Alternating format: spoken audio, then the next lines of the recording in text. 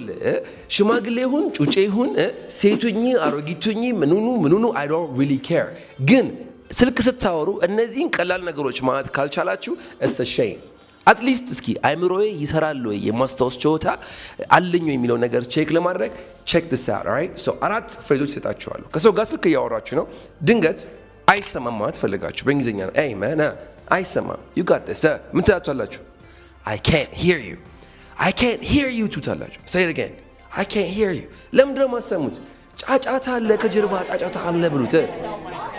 it's too noisy ሁለት ነገር ይዛል አይሰማም I can't hear you ጫጫታ አለ it's too noisy ሶስተኛ ታዲያ ምን ያርግ ሰውየው ካልተሰማህ አንተ ጮክ ብሎ ያዋራ ጮክ ብላ አዋራኝ speak up say it again speak up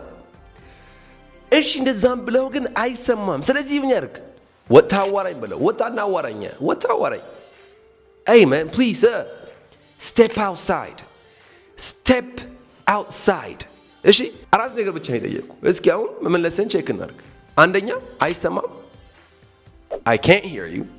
very good ለምንድን ጫጫታ አለበት it's too noisy ስለዚህ ምን ያርግ ጮክ ብሎ አዋራኝ speak up very good perfect የመጨረሻው ወጣ አዋራኝ ረሳው step outside okay step outside ብለህ መጠቀም ትችላለህ ማለት ነው ከያዝካቸው አሪፍ ከያዝካቸው ደግሜ ቪዲዮ በሚቀጥለው እስክንገናኝ one love